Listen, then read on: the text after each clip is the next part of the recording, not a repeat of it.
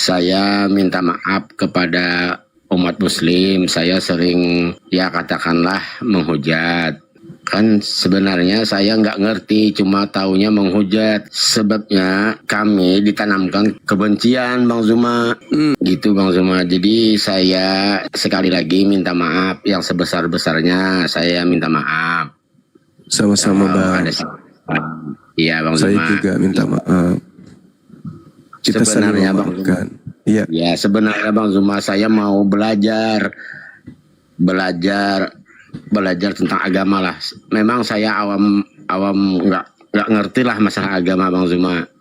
Kan masalah agama ini masalah dari leluhur, dari kita kan tahunya dari keturunan, dari orang tua gitu Bang Zuma.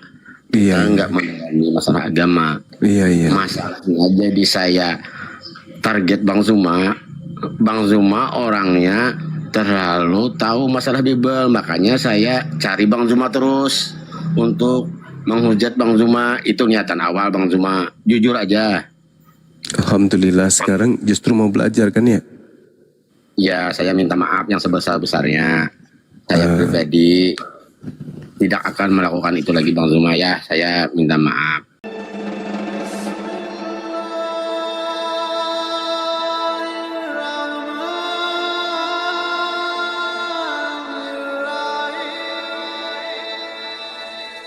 Selamat malam.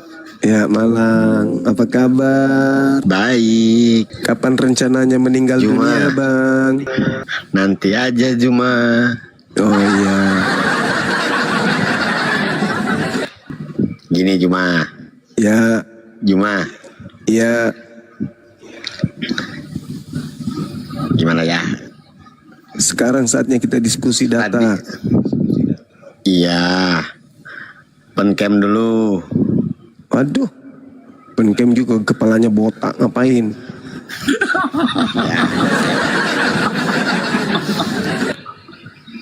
Kan saya mau belajar sama Juma. Kan Juma ahli Alkitab. Iya. Ya kan? Iya. Boleh nggak saya sambil belajar? Boleh. Tapi jangan marah-marah ya. Enggak. Aku kalau Juma marah-marah jadi takut. Enggak. Ya. Iya. Gini.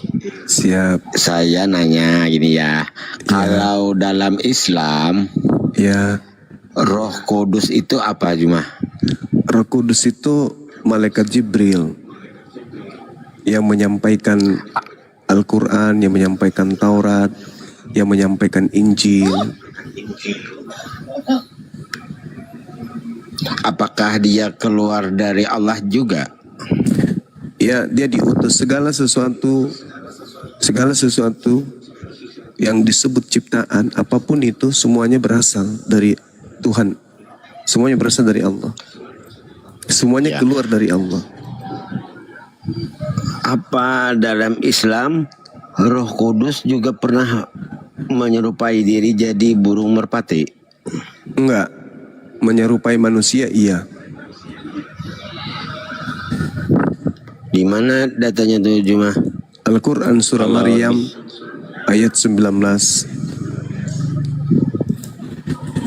Coba. Iya.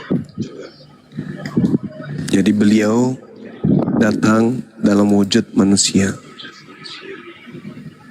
lalu berbicara kepada Siti Maryam. Bismillahirrahmanirrahim. Qala innama ana rasulu rabbik liahabalaki gulaman zaqiyah. Roh Kudus berkata dalam rupa manusia, sesungguhnya aku hanyalah utusan Tuhanmu untuk memberikan anugerah seorang anak laki-laki yang suci kepadamu. Itu Bang. Ya. Apakah Roh Kudus itu pernah bicara sama Nabi kalian?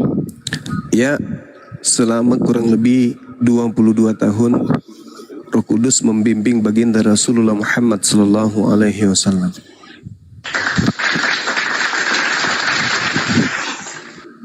Gimana caranya Juma dia berbicara sama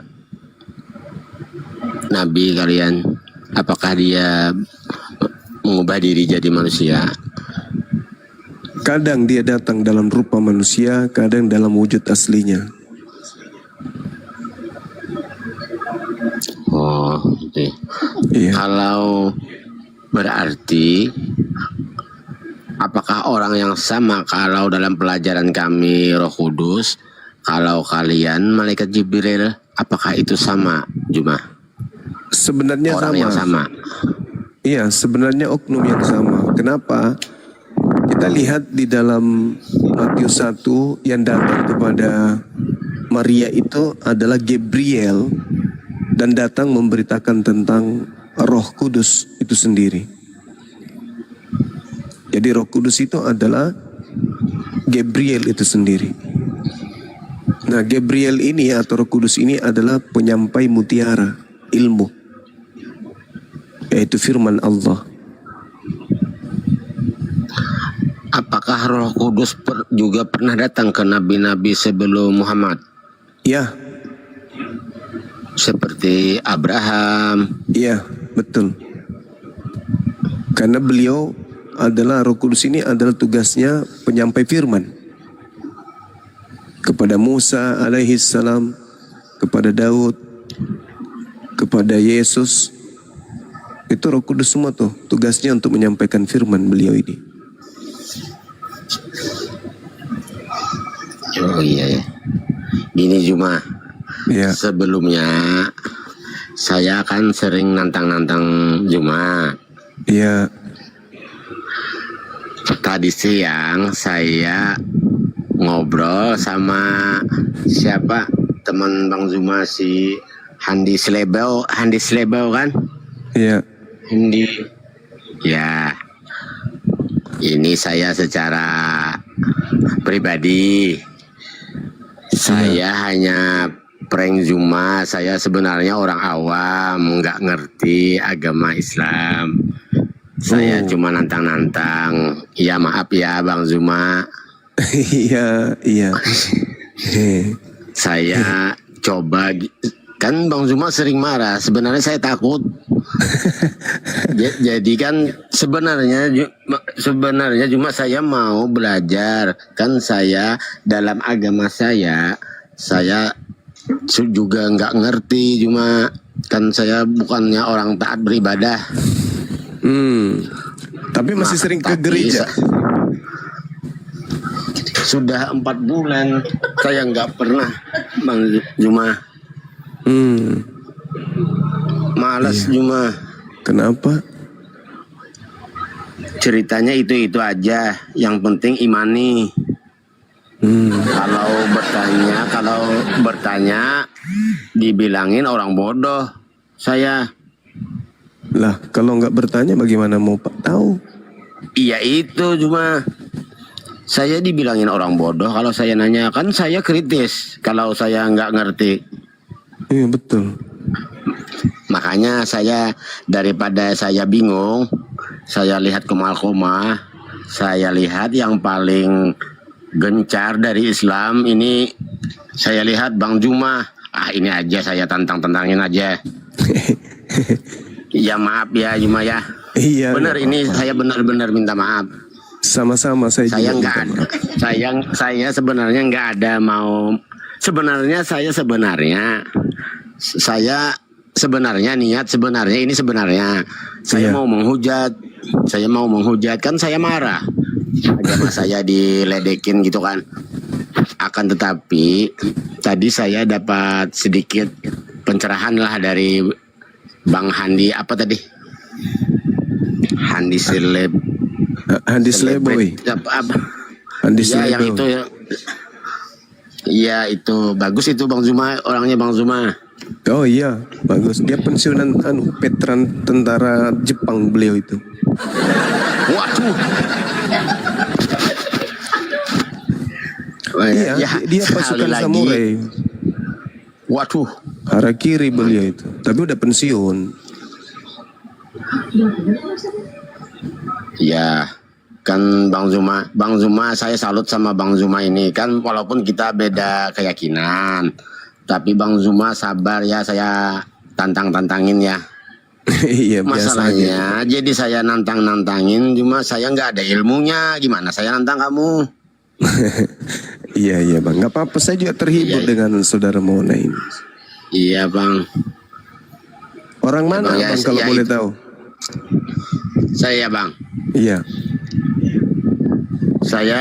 saya pendatang Bang, saya di Surabaya tapi saya pendatang.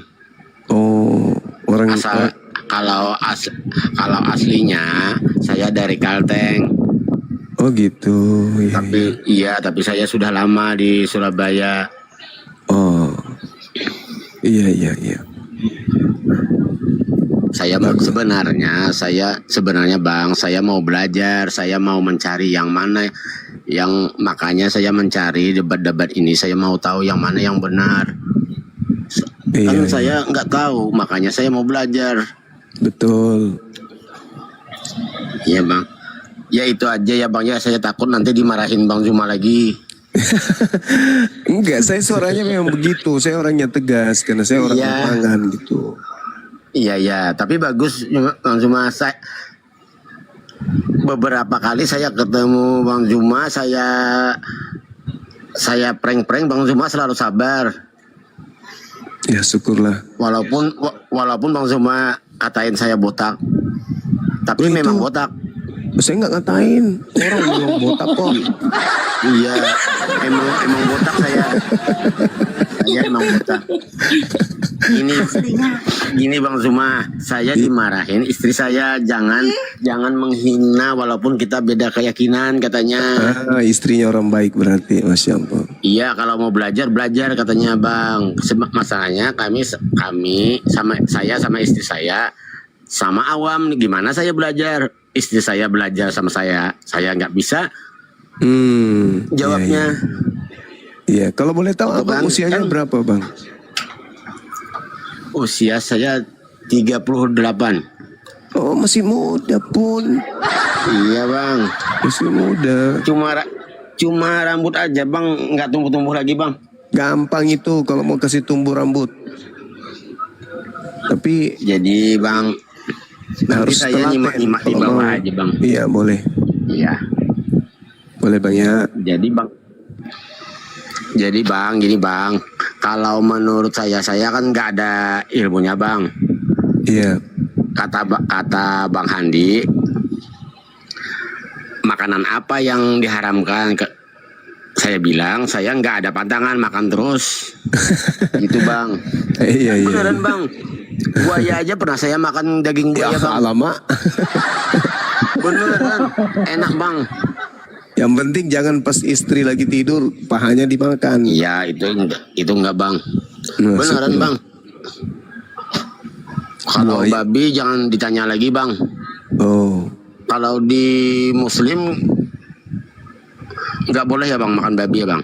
Nggak boleh. Tapi belum jago kalau belum makan pepes walang sangit. Udah pernah? Apa itu Bang? Pepes walang sangit. Ya Bang. Ya, kalau ada teman yang naik turunkan saja ya Bang, kita nunggu ya Bang, nunggu Bang Siap. cepat ya. Baik. Bang Mona Gini nggak apa-apa Bang, sambil belajar Ya. Bang Mona nggak apa-apa. Ah. Di sini aja. Ya, kalau biawak umat Muslim bisa makan Bang? Nggak bisa. Wah itu enak Bang. Itu Bang, itu untuk kekuatan pria Bang. Kalau pria mau kuat itu gampang. M150 pakai campur terong. Aman itu. Jadi M150-nya diminum, terongnya di tangan kanan. Bini suruh sampingnya. Kuat itu Bang. Biar sampai subuh. Nanti ya Bang Juma ya, Bang Juma ini cerdas kan. Kalau saya bisa bicarain sama pendeta saya suruh naik ke Rombang Zuma ya. Ya, itu bagus. Iya Bang, supaya gimana dia menjawab masalahnya pertanyaan saya ini sering dipertanyakan Bang Zuma kepada Kristen-Kristen yang lain. Makanya saya tanyakan ke pendeta, dia nggak bisa jawab. Lebih baik Bang Zuma yang nanyakan nanti. Kan Bang Zuma sering debat saya dengar sama teman-teman yang lain. Iya, Masya Allah. Baik Bang, baik. Kalau ada pendetanya segera kita terapi. Iya Bang. Iya. Saya Istrinya sudah- bisa bicara nggak istrinya? Biar kenalan kita. Bang, istri saya nggak bisa bicara Bang. Kenapa? Dia bisa bicara tapi nggak mau Bang. Oh, Katanya Bang Zuma orang yang berilmu biasa aja. dalam masalah beragama. Kalau kami memang orang awam Bang. Sama-samanya kita Bang. Anak sudah ada anak. Saya nggak punya anak Bang, Oh, tapi istri saya yang punya anak Bang. tapi sering makan biawak katanya biar kuat. Gini Bang, saya nggak bisa melahirkan Bang, istri saya yang melahirkan Bang. Oh, iya. Paham. Bang Zuma boleh nanya lagi Bang Zuma? Boleh, silakan. Bang Zuma ini apakah dari orang Kristen apa memang Islam dari lahir? Saya Islam dari lahir Bang. Cuman bagi Kenapa saya Bang Zuma itu, ya, Ya. bagi saya Bible itu seperti buku kimia. Begitu kita baca, hafal kemudian rumus-rumusnya, kita hafal sandinya, ya kita udah tahu. Jadi dia sama seperti buku kimia, sama seperti buku undang-undang Bible itu. Sisa dihafal, lalu kemudian diamalkan, diajarkan, diuraikan sesuai dengan isinya. Jangan ditafsir keluar dari isinya. Begitu Bang. Contoh, ketika Yesus berkata, aku diutus hanya kepada domba yang sesat dari umat Israel. Ya harus dipahami bahwa Yesus itu datang ke bumi hanya untuk umatnya Bani Israel, bukan untuk kita. Jangan lagi ditafsir. Oh enggak, itu waktu itu, tapi setelah ditolak dia diutus untuk dunia. Mana dalilnya? Ternyata enggak ada. Seperti itu. Jadi saya unggulnya karena saya duduk di atas dalil. Kalau lawan diskusi saya justru tabrakan dengan dalil kitabnya sendiri. Jadi ya hancur. Bonyok sama Bible-nya sendiri. Kalau Bang Zuma justru berdiri di atas data-data Bible. Yesus berkata hidup kekal itu mengenal dirinya sebagai utusan Tuhan. Nah itu yang saya tegakkan. Berarti ketika orang itu tidak mendudukkan Yesus sebagai utusan Tuhan untuk kaumnya Bani Israel, berarti orang itu tidak memperoleh hidup kekal. Kemenangan saya berlipat ganda. Kehancuran lawan diskusi saya ya berlipat ganda juga. Karena dia yang punya kitab. Iya gimana? Gini Bang Zuma, yang sangat membludak di hati saya gini Bang Zuma, pernyataan Bang Zuma. Ya ini yang saya mau ungkapkan. Bang Zuma kan sering ngatain Yesus asli sama Yesus palsu. Itu yang membuat saya bingung Bang Zuma. Coba jelaskan sedetailnya kenapa Bang Zuma sampai menyatakan bahwa ada Yesus palsu. Gitu Bang. Iya. Jadi selain daripada Quran, Bible juga mengatakan itu. Dan itu bukan uraian murni dari saya. Yesus sendiri yang mengatakan. Yesusnya yang mengatakan. Ada Yesus palsu. Kenapa? Karena satu-satunya utusan Tuhan yang lahir tanpa ayah, yang menggaungkan kemudian gelar Kristus itu Yesus. Selamanya ketika berbicara Kristus berarti Yesus. Yesus berarti Kristus. Kristus berarti Yesus. Nah, Yesus mengatakan tentang Kristus palsu itu di mana? Matius 24 nomor 24. Jadi apabila ada orang berkata kepadamu ada Mesias di sini, ada Mesias di sana, jangan kamu percaya. Mesias itu kan gelar Yesus. Mesias ya Yesus. Yesus ya Mesias. Nggak ada lagi yang lain. Jadi ketika ada orang berkata ada Mesias di sini, ada Mesias, jangan kau percaya. Sebab Kristus palsu. Nah, itu Yesus yang mengatakan kok, bukan saya. Sekarang orang berakal sehat bagaimana bisa mengidentifikasi yang palsu, bagaimana bisa kemudian mengidentifikasi yang asli. Katanya yang palsu itu bisa melakukan tanda yang dahsyat. Nah, Yesus juga bisa. Lalu kemudian katanya menurut Yesus bisa melakukan kekuatan-kekuatan. Nah, Yesus yang asli juga bisa.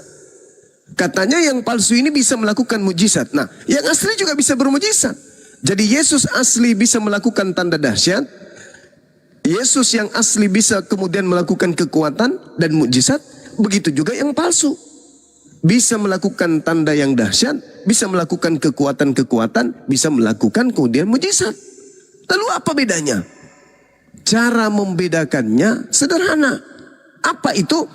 Yesus tidak pernah mengaku kepadanya telah diberi kuasa.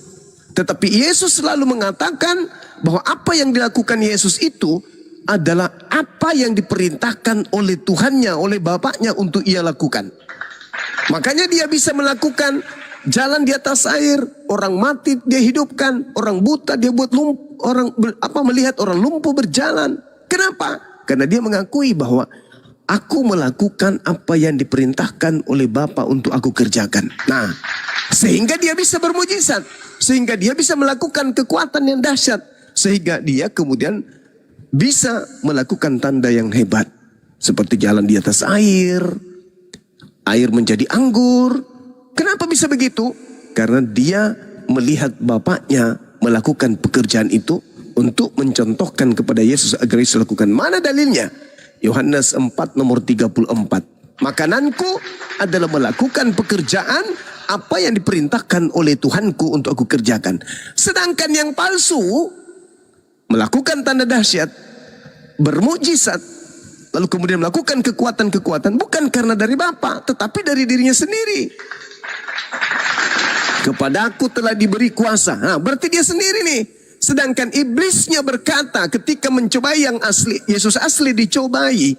Di dalam Lukas 4 nomor 6, apa kata iblisnya? Yesus, ya paman, segala kuasa dan kemuliaan, segala kuasa dan kemuliaan telah diberikan kepadaku. Dan aku berhak memberikan kepada siapapun yang aku kehendaki. Yesus pernah berkata begitu enggak? Aku berhak memberikan kekuatan mukjizat kepada kalian. Pernah enggak? Enggak pernah. Tapi iblis berkata, Yesus, segala kemegahan, segala kemuliaan, segala kuasa. Tuh, segala kuasa loh. Segala kuasa. Berarti dia mampu melakukan mujizat-mujizat. Mampu melakukan kuasa-kuasa. Apabila engkau menyembah aku, wahai Yesus, maka segala kuasa-kuasa itu akan aku berikan kepadamu. Berarti iblis mampu membuat pengikutnya memiliki kuasa. Semisal menyembuhkan orang, bermujizat dan seterusnya. Nah, itu perbedaannya. Yang asli dengan yang palsu memiliki 3 komponen. Yang pertama bisa bermujizat, yang kedua memiliki kekuatan, yang ketiga memiliki tanda yang dahsyat. Yesus yang palsu juga begitu. Melakukan tanda dahsyat, melakukan kekuatan, melakukan mukjizat. Tiga-tiganya dimiliki oleh yang asli, tiga-tiganya dimiliki oleh yang palsu. Pembedanya kemudian adalah yang asli melakukan itu karena melihat Tuhan melakukan dan mencontohkan sehingga ia mempraktekkan. Kalau yang palsu benar-benar dari dirinya sendiri. Bahkan Yesus pernah ditawarkan kuasanya. Lukas 4 nomor 6 nomor 7. Yesus, segala kuasa akan aku berikan kepadamu sebab aku telah diberikan kuasa itu dan aku berhak memberikan dan aku berkuasa memberikan kepada siapapun yang aku kehendaki. Siapapun, termasuk kepada dia yang menggantikan engkau di salib, aku berkuasa memberikannya. Maka Yesus mengatakan, yang asli mengatakan, waspadalah agar kalian jangan disesatkan, sebab akan datang banyak penyesat memakai namaku. Ketika mereka memakai namaku, dia memiliki tanda yang dahsyat. Dia bisa bermukjizat. Dia bisa memperlihatkan kekuatan-kekuatan. Mereka akan menyesatkan banyak orang dengan mukjizat-mukjizat itu. Nah, ini dia yang terjadi. Banyak orang yang disesatkan itu siapa? Dengan memakai nama Yesus. Islam gak mungkin. Orang Arab datang ke Indonesia memakai nama Allah dan nama Nabi Muhammad. Coba, orang Buddha Siddhartha Gautama, orang Hindu nama Krishna, orang Kristen nama siapa? Nama Yesus. Berarti penyesatnya siapa? Yang memakai nama Yesus. Siapa di antaranya yang tadi yang saya sebutkan? Islam Nabi Muhammad, Buddha Siddhartha Gautama, Hindu Krishna, Kristen Yesus. Sedangkan penyesatnya memakai nama Yesus. Siapa itu? Siapa kalau begitu penyesat itu? Hindu bukan, Buddha bukan, Islam apalagi? Lalu siapa yang memakai nama Yesus? Aliteng, Paman. Sederhana bukan? Saya bernarasi di atas dalil. Saya tidak berasumsi. Bukan karena benci, bukan karena saya tidak suka, enggak. Tapi karena sayang sama kalian. Tidak membiarkan kalian terbawa arus jeratan iblis. Karena Allah Subhanahu wa taala di dalam kitab suci kami mengatakan, "Ya Bani Adam, wahai anak Adam, la yaftinannakum syaitan kama akhraja abawaikum minal jannah." Wahai anak cucu Adam, janganlah sekali-kali kamu tertipu oleh iblis sebagaimana iblis telah menipu kedua orang tuamu, ibu bapakmu dari surga sehingga dia keluar dari surga. Nah, iblis menipu Adam melalui jalur apa? Tahta? Bukan. Harta? Bukan. Wanita? Bukan. Tapi dari jalur apa? Makanan perut. Kata Allah, seluruh makanan yang ada di Taman Ganbi Eden ini bisa kau makan. Tapi satu jangan. Apa itu? Buah ilmu pengetahuan baik dan jahat. Jangan kau makan yang satu itu ya. Gara-gara satu dimakan, dilemparkan dia dari surga. Lalu bagaimana dengan orang Kristen yang dilarang jangan makan ini, jangan makan itu, jangan makan ini, jangan makan itu, jangan minum ini, jangan minum itu. Tapi kemudian dihalalkan semuanya. Kalau Adam kemudian di surga makan satu pelanggaran dilemparkan dari surga, Kristen yang bukan dari surga makan semua yang dilarang. Lalu mimpi apa sampai mereka akan mengatakan aku mau ke surga? Adam aja yang dari surga makan yang dilarang dilempar keluar, apalagi Kristen yang sudah bukan dari surga makan bukan cuma satu larangan tapi seluruhnya dimakan. Tadi kita mendengarkan makan buaya lah, makan padale, biawak, lama-lama juga dia makan genderuwo, popo, parakan juga dimakan juga nanti. Itu jadi hanya berhalusinasi, hanya bermimpi, wah saya akan ke surga. Ah, itu cuman halusinasi doang. Semua juga kalau menghayal semua orang bisa. Saya mau menghayal ke surga, bisa. Memiliki mobil mewah, rumah mewah, bisa. Kalau cuman berhayal doang. Tapi pada faktanya, begitu terkubur di bawah tanah, faktanya neraka jahanam. Na'udzubillah, summa na'udzubillah. Mimpi boleh, boleh. Menghayal boleh, boleh menghayal. Berilusi, boleh. Tapi bukankah akal sebagai pedoman kita untuk membedakan kita dengan binatang? Kenapa binatang itu mau makan rumput? Tanpa dia harus memilih, aku mau ke pasar, bosan makan rumput. Hari ini mau makan apa? Capcay. Mau makan apa? Donat. Mau makan KFC. Bisa nggak binatang kayak begitu? Nggak bisa. Kenapa? Karena tidak punya akal. Nah, kita punya akal. Ya kudu dijadikan untuk menakar mana yang ilusi, mana yang halusinasi, mana yang khurafat, mana yang angan-angan, mana yang imajinasi, mana yang hanya sugesti. Itu harus ditahu itu. Maka untuk mendudukkan sebuah kebenaran, apa poinnya? Akal, Bung, akal. Orang Kristen boleh berkata imanku benar. Orang Hindu pun mengatakan imanku benar. Buddha tak mau kalah. Imanku lah yang benar. Apatah lagi Islam. Pasti Islam karena mereka adalah memang orang-orang beriman. Semua kita akan mengatakan agamaku yang paling benar. Imanku yang paling benar. Nah, sekarang siapa yang benar? Tidak mungkin benar semua. Tidak mungkin. Pasti ada salah satu di antaranya yang paling benar. Di antara mereka yang mengklaim agamanya benar.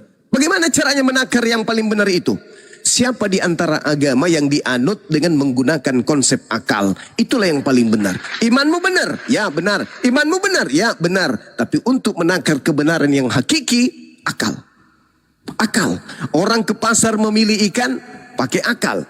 Memilih baju, pakai akal. Memilih apapun, pakai akal. Kenapa giliran memilih agama cuma imani saja? Percaya saja?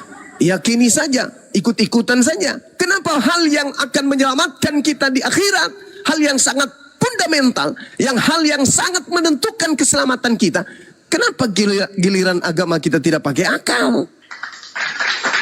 Giliran disuruh memilih uang 1.000, uang 50.000, uang 100 pakai akal. Wah, ini yang merah yang bagus paman, pakai akal. Tapi giliran memilih Tuhan, mana Tuhan yang benar? Tuhan yang pernah dipotong nonotnya atau Tuhan yang menciptakan yang dipotong nonotnya itu? Mana yang betul? Mana yang benar? Yang dipilih pakai akal, jangan dipaksa. Pakai akal aja dulu. Pakai akal aja dulu. Kalau agamamu kemudian tidak masuk akal, jangan bermimpi masuk surga sebab masuk akal aja kagak. Itu fakta, itu real. Katakan Islam itu salah kalau tidak masuk akal. Katakan agama Anda itu benar kalau masuk akal. Tapi permasalahannya sekarang adalah di meja akademisi, di meja keilmuan, agama Anda nggak masuk akal. Bagaimana mau benar? Bagaimana mau mengatakan Islam itu keliru? Sementara kebenaran tidak bisa kemudian kita pisahkan dari Islam. Semakin kita membenci Islam, semakin kebenarannya bercahaya. Semakin kita jauh dari Islam, berputar dalam kehidupan kita ini, menghindari Tuhannya umat Islam, semakin hari, justru kita semakin dekat kepada Tuhan yang benar, yaitu Tuhannya umat Islam. Ilmu pengetahuan menghantarkan kita untuk memahami pencipta langit dan bumi ini ada dan mustahil punya kelemahan. Nah, segala sesuatu yang kita lihat pasti punya kelemahan. Contoh, ketika ada kotoran, yang kita gunakan membersihkan adalah air. Saya ulang lagi. Apapun kotoran yang ada di muka bumi ini, kita bersihkan pakai air. Nah, kesimpulannya, air itu alat pembersih. Apakah boleh dikatakan bahwa air itu maha bersih? Maha suci? Maha bersih? Maha suci? Tidak bisa. Kenapa? Ambil air, satu ember, simpan di wadah ember, diamkan seminggu, sebulan, setahun, yakin dan percaya, gorok lehernya Pak Bom-Bom kalau tidak benar, air yang tadi membersihkan itu justru melahirkan kotoran. Berarti apapun yang kita bisa indra, yang bisa kita lihat, itu punya kelemahan. Maka pencipta yang benar itu tidak bisa dilihat. Kenapa? Karena tidak memiliki kelemahan. Anda beol, ya. Apa yang Anda gunakan membersihkan? Air. Oh, air. Kalau begitu, air ini adalah sifatnya untuk membersihkan. Betul. Tapi ingat, dia makhluk. Lalu kenapa kalau makhluk? Dia pasti punya kelemahan air itu. Apa kelemahannya? Ternyata air justru sumber kotoran. Jadi segala sesuatu yang bisa kita raba, yang bisa kita lihat, yang bisa kita wujudkan, mediasikan, karikaturkan, itu pasti punya kelemahan. Karena Tuhan tidak punya kelemahan, maka mustahil Tuhan itu serupa dengan makhluk. Maka mustahil Tuhan itu turun ke bumi menjadi manusia. Maka mustahil kemudian manusia bisa kemudian menampar, meludahi, menonjok, menombak, menggantung Tuhan. Disitulah orang berakal bisa mainkan logika sehingga mereka dihantarkan kepada kebenaran. Kebenaran hakiki, mutlak kebenaran. Sedangkan yang dianggap benar, hanya dianggap benar, kesalahan yang dianggap benar, kalau sudah dilakukan secara sistematis, berkelompok, terstruktur, dan berulang-ulang, maka kesalahan itu akan nampak menjadi seperti sebuah kebenaran. Itu fakta real. Coba, ini sederhana saudara. Orang Yahudi ibadah Sabtu, orang Islam ibadah Jumat. Mereka melakukan dengan nyaman. Kenapa? Karena mereka punya kaidah, mereka punya perintah, mereka punya tuntunan. Ya ayyuhalladzina amanu idza nudiya lis-sholati min yaumil jum'ah Orang Islam sholat Jumat ada tuntunan, tenang mereka. Mereka nggak ragu, mereka nggak bimbang, mereka nggak kemudian was-was. Apakah ini benar, apakah ini salah? Kenapa? Karena mereka punya pegangan kitab suci yang memerintahkan itu. Begitu juga orang Yahudi. Keluaran 31:14 mereka diperintahkan untuk mengkuduskan hari Sabat. Siapa yang tidak mengkuduskan, bunuh. Mereka menjalankan itu dengan tenang. Kenapa? Ada perintahnya. Bagaimana dengan Kristen? Ada perintahnya enggak? Tak ada perintahnya. Lalu kenapa dia nampak tenang melakukan sesuatu yang tidak ada perintahnya? Karena sudah dilakukan secara turun-temurun, dilakukan secara berkelompok, dilakukan secara terstruktur, masif dan terencana. Sehingga hal yang tidak pernah diperintahkan Tuhan seakan-akan itu adalah sebuah kebenaran. Mana kebenarannya? Kalau Tuhan tidak pernah memerintahkan, ya nggak ada. Berarti hanya dibuat-buat sendiri. Makanya dalam sholatnya umat Islam itu selalu berdoa untuk dihindarkan dari orang-orang yang dimurkai dan dari orang-orang yang sesat. Siapa yang dimurkai? Mereka orang Yahudi. Kenapa dia dimurkai? Karena dia memiliki aturan Tuhan tapi dia tidak menjalankan aturan Tuhan tersebut. Lalu siapa yang sesat? Yang sesat itu adalah Kristen. Kenapa dia sesat? Karena dia tidak punya perintah dari Tuhan, tapi mereka bikin-bikin sendiri perintah itu. Itu fakta, itu real. Jadi kami setiap salat, iyyaka na'budu wa iyyaka nasta'in, ihdinas siratal mustaqim, siratal ladzina an'amta 'alaihim, ghairil maghdubi 'alaihim waladdallin. Bukan termasuk ke dalam golongan orang yang dimurkai Yahudi dan bukan pula golongan orang-orang yang sesat Kristen. Sekali lagi, Yahudi kenapa dimurkai? Karena datang kepada mereka Tuhan membawa kemudian pengajaran melalui para nabi, melalui para rasul, melalui kitab-kitab kepada mereka. Tapi mereka menolaknya, maka Tuhan murka kepada mereka. Lalu ada kelompok lain lagi, namanya Nasara. Nasara ini yang kemudian terpecah menjadi Kristen. Kenapa dia sesat? Karena mereka bikin sendiri aturan main. Bukan perintah Tuhan yang mereka lakukan, tapi aturan main sendiri. Tetapi mengatasnamakan Tuhan. Fawailul lilladzina yaktubuna al-kitaba biaidihim tsumma yaquluna hadza min indillah. Itulah mereka. Bikin buku sendiri, bikin kitab sendiri, bukan firman Tuhan, bukan dari nabi, bukan dari rasul, tapi dari wartawan. Tapi nanti supaya dianggap benar dikasihlah gelar rasul juga biar ikut-ikutan Islam. Preet. Begitu saudaraku Mauna. Mohon maaf kalau panjang. Di sini sudah datang guru kita Handi Selebois. Assalamualaikum Bang. Assalamualaikum Bang Andi. Waalaikumsalam warahmatullahi wabarakatuh. Masya Allah. Tapi ini laporannya Bang Jawa. Tadi ada yang mau naik tadi sore itu. Dia udah mengakui bahwa saya itu menantang Bang Juma debat hanya ngeprank saja. Dan dia mengakui dirinya memang tidak punya ilmu. Sebenarnya dia ingin bertanya. Dan yang paling mengesankan adalah Mona ini sudah mengakui seluruh kesalahannya terhadap umat Islam dan sudah minta maaf. Alhamdulillah. Nah, dilanjutkan. Boleh gak nanya satu lagi Bang Zuma? Dan tadi berjanji katanya mau on cam kalau ketemu Bang Juma. Dia memperkenalkan diri. Silakan. Grogi saya Bang Andi. Bang Juma sering ngatain saya botak. Iya kali ini saya ngatain gondrong. Ini Bang Zuma satu lagi Bang Zuma. Siap. Bang Zuma kan sering ngatain kalau kami mencuri nama Allah. Iya. Kan waktu saya lahir saya sudah tahu katanya Allah Bapa. Kenapa Bang Zuma mengatakan kami umat Kristen mencuri nama itu Bang Zuma? Bisa nggak Bang Zuma menguraikannya Bang Zuma? Bisa diulang? Saya baca chat barusan. Gimana? Kan Bang Zuma sering mengatain kalau kami mencuri nama Allah, gitu kan?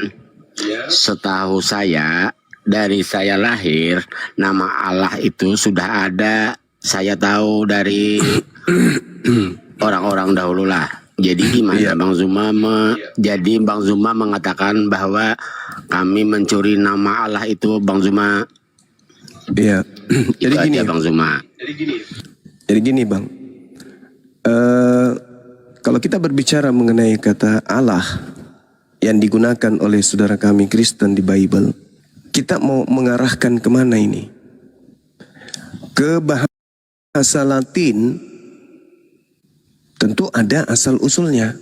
Bagaimana kemudian orang-orang di Indonesia khususnya menggunakan kata Allah di dalam kitab mereka ini tanpa landasan yang kuat. Kenapa? Original teks kitabnya saudara kita Kristen itu, kalau kita berbicara mengenai asal usul, mereka menggunakan bahasa Ibrani, Perjanjian Lama. Ini kitabnya Yahudi nih yang diambil terjemahannya. Kemudian yang kedua, Perjanjian Baru bahasa Yunani. Nah, sedangkan kalau berbicara mengenai bahasa Ibrani, itu ada memang di dalam kitabnya orang Yahudi, tetapi tidak merujuk kepada Tuhan, melainkan merujuk kepada sesuatu yang ya tidak bisa dijadikan sebagai Tuhan. Contoh yang ada di dalam kitabnya Yosua 24 nomor 26. Di situ ada huruf ayin, lamet, he. Mereka baca dengan sebutan Allah. Allah. Apa artinya? Pohon. Tidak mungkin orang Kristen saya ini mengatakan pohon Bapa, pohon Anak, pohon Roh Kudus. Tidak mungkin. Gugur bahasa Ibrani di situ. Tidak mungkin rujukannya bahasa Ibrani. Lalu ada satu lagi di dalam Mazmur 10 nomor 7 disebut Allah. Tapi Allah yang ada di sana Alef, Lamet, He juga. Kalau yang tadi Ayin, ini Alef. Tapi artinya lagi-lagi sumpah serapah. Tidak mungkin kemudian Allah Bapa sumpah serapah Bapa, Allah Anak sumpah serapah Anak, Allah Roh Kudus sumpah serapah Roh Kudus. Itu nggak mungkin.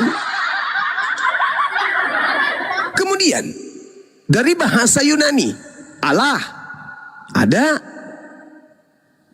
ya ada. Apa itu? Yohanes 5:22. Apa artinya Allah dalam bahasa Yunani? Artinya tetapi. Atau dalam Matius 10 nomor 34 ada juga Allah. Diawali dengan huruf alfa. Artinya hanya, melainkan. Tidak mungkin melainkan Bapa, melainkan Anak, melainkan Roh Kudus. Tidak mungkin. Tetapi Bapa, tetapi Anak, tetapi Roh Kudus, itu nggak mungkin. Satu-satunya sumber terakhir Al-Quran. Berarti orang Kristen menggunakan kata Allah bukan dari bahasa Ibrani, bukan dari bahasa Yunani, bukan juga dari bahasa Indonesia. Kenapa? Allah dalam bahasa Indonesia artinya semisal. Allah Bapa, semisal Bapa. Allah Anak, semisal Anak. Allah Roh Kudus, semisal Roh Kudus. Kan lucu. Maka satu-satunya sumber orang Kristen menggunakan kata Allah, Allah itu sumbernya adalah Al-Quranul Karim. Dan memang misionaris itu, yang dikatakan misionaris, ada program C1, C2, C3, C4, C5, C6. Mereka akan menggunakan istilah-istilah agama, yang mana istilah itu untuk melebur agama mereka ke dalam struktur budaya, seni, adat istiadat, bahasa, di mana Kristen itu mau disebar. Contoh misalnya, ketika mereka ingin mengajarkan kristenisasi di Bali, maka mereka akan bersifat bunglon, mengganti Tuhan mereka, sembahan mereka yang adalah Theos, menjadi Sang Hyang Widi. Apa tujuannya? Agar mereka bisa memenangkan jiwa-jiwa yang beragama Hindu masuk ke dalam agama Aliteng. Begitu juga ketika mereka menggunakan kata Allah, Mereka menginginkan supaya orang Islam yang mayoritas itu sulit membedakan antara Tuhannya Kristen dan Tuhannya Islam, sehingga ketika datang ajakan kepada mereka pindah ke Kristen, mereka tidak pikir panjang. Toh Tuhan kita sama kok, ya udahlah. Kalau saya masuk kan saya dapat Indomie, kalau di sini saya lapar karena Tuhanku sama aja dengan Tuhanmu, ya udah aku pindah. Halilintar. Jadi itulah yang terjadi. Karena dia datang dibawa oleh Belanda. Belanda sifatnya itu merampas, mengambil barang orang, dipakainya dan dimiliki untuk punya dia, untuk kepentingan dia, untuk kemenangan dia, untuk kesenangan dia. Maka dalam hal agama pun demikian adanya. Mereka mengambil, merampas istilah Allah dari Al-Quran, lalu mereka membacanya sesuai dengan narasi mereka sendiri. Allah. Itu fakta, itu real. Karena tidak ada sumber. Apakah Kristen ingin mengatakan kami menyembah pohon? Apakah menyembah sumpah serapah? Apakah menyembah kemudian tetapi? Melainkan hanya, kan tidak mungkin. Karena mereka tahu umat Islam mayoritas di Indonesia ini menyembah kepada hakikat yang bernama Allah. Maka mereka pun mengambilnya, kata Allah itu dalam bentuk Latin dan membacanya Allah untuk menghilangkan identitas kemurnian bahwa itu adalah sembahan umat Islam. Karena itu juga Paulus sudah akui, kepada orang lemah aku menjadi lemah, kepada orang kuat aku menjadi kuat, kepada orang Yahudi aku mengaku Yahudi, pada orang Yunani aku mengaku Yunani, kepada yang taat Taurat aku mengaku taat Taurat, kepada yang tidak taat Taurat aku tidak taat Taurat. Supaya apa? Supaya aku bisa memenangkan jiwa-jiwa lebih banyak. Bedanya dengan iblis apa? Ketika iblis datang ke Adam, ketika iblis datang ke Hawa, ketika iblis datang mencobai manusia, ketika iblis datang kemudian berpura-pura kepada manusia, menyesatkan manusia, iblisnya datang dengan menawarkan kebaikan-kebaikan, bukan? Nah, itulah yang terjadi. Jadi sangatlah picik dan sangatlah tidak adil ketika orang Kristen tidak mau mengakui bahwasanya yang disebut Allah bagi mereka itu bukan dari bahasa Ibrani, bukan dari bahasa Yunani, bukan dari bahasa Indonesia, tapi dari bahasa Arab. Memang ada di dalam bahasa Semitik, ada elah, ada ilaha atau alaha, itu ada. Tapi bukan Allah. Berat ini bang, berat.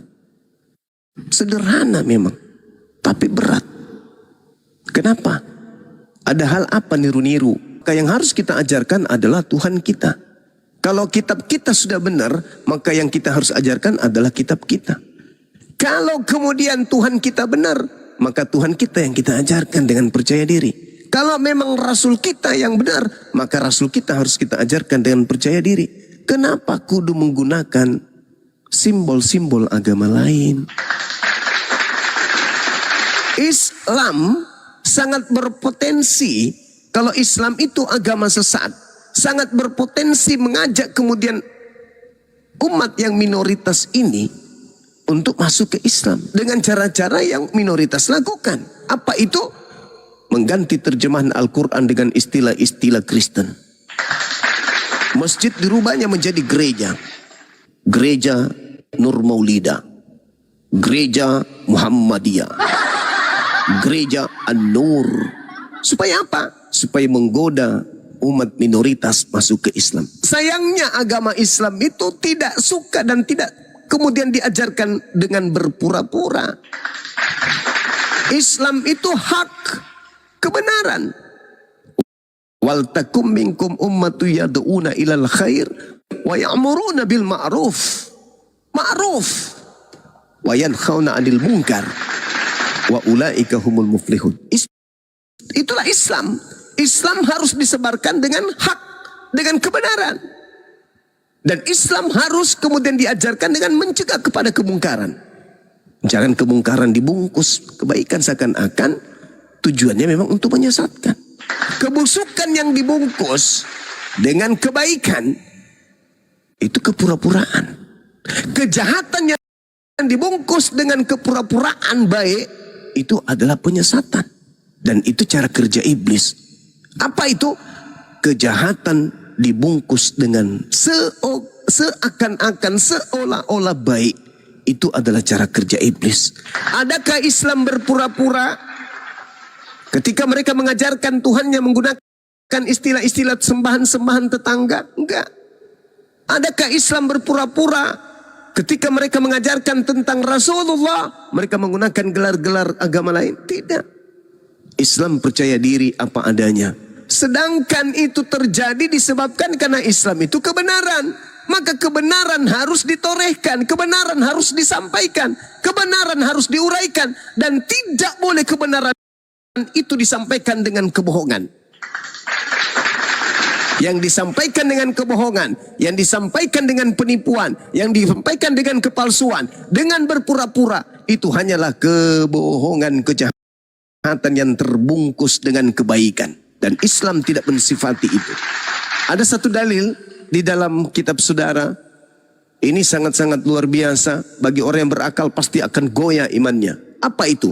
Filipi 1 nomor 18. Apa yang dikatakan oleh pendiri agama saudara? Katanya gini, tentang Yesus diberitakan baik dengan maksud berpura-pura, mengelabui, semangat palsu, atau asli, atau jujur.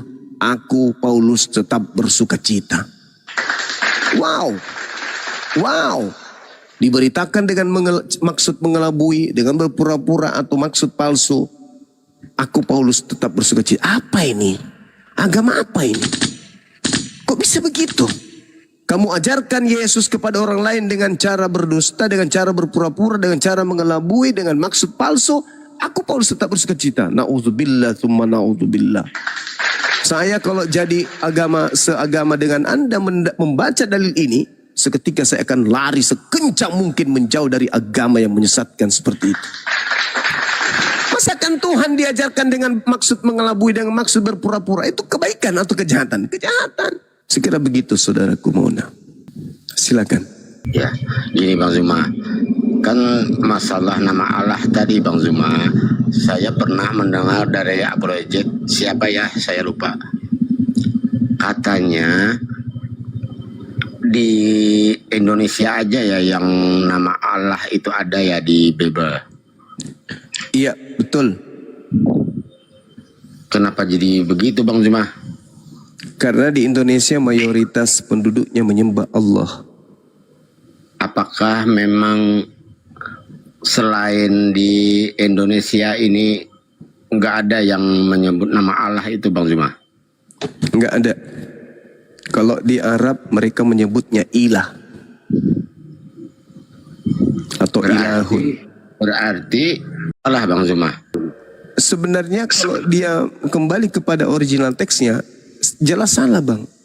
Karena original teksnya itu tertulisnya adalah Theos. Theos itu Indonesianya adalah dewa. Maka yang benar adalah Dewa Bapa, Dewa Anak, dan Dewa Roh Kudus. Karena kalau Tuhan dalam bahasa Yunani itu adalah akontas. Sementara di situ bukan akontas, melainkan Theos. Nah kalau Theos berarti nuansanya adalah dewa. Begitu saudara. Berarti hanya di ayat mah. Siap. Oh ya.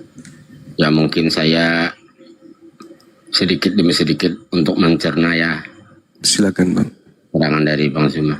Gini aja Bang Zuma.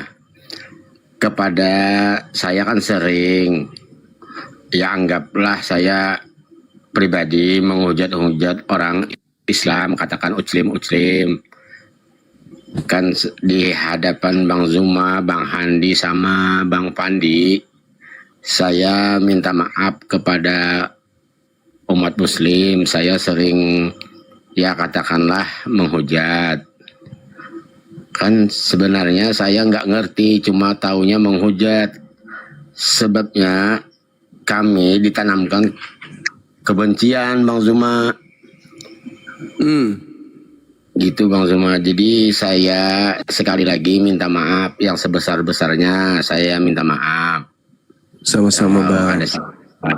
Iya Bang Saya Zuma. juga minta maaf. Kita saling Sebenarnya Bang memaafkan. Iya. Ya sebenarnya Bang Zuma saya mau belajar tentang agama lah. Memang saya awam nggak ngerti lah masalah agama Bang Zuma. Kan masalah agama ini masalah dari leluhur, dari kita kan tahunya dari keturunan, dari orang tua gitu Bang Zuma. Iya. Kita nggak mengalami masalah agama. Iya. Masalahnya jadi saya target Bang Zuma orangnya terlalu tahu masalah Bible, makanya saya cari Bang Zuma terus untuk menghujat Bang Zuma. Itu niatan awal Bang Zuma, jujur aja. Alhamdulillah sekarang justru mau belajar kan ya? Ya saya minta maaf yang sebesar-besarnya. Saya pribadi tidak akan melakukan itu lagi Bang Zuma ya. Saya minta maaf. Iya. Mungkin nanti saya bisa naik lagi kan Bang Zuma. Bisa dong. Iya, Saatnya saya bisa. mungkin saya untuk sebentar aja. Iya. Tanya. Signalnya putus kali Bang Andi. Signalnya munah. Tadi sore itu saya hampir 1 jam sama dia. Akhirnya dia mengakui kesalahannya. Dianya memang untuk menghujat, terutama Bang Zuma targetnya itu. Ternyata di balik ini sebenarnya tujuannya ingin belajar. Cuman caranya berbeda. Tapi dia udah akui kesalahannya kok. Ya, kita maafkan ya, Bang Zuma ya. Siap.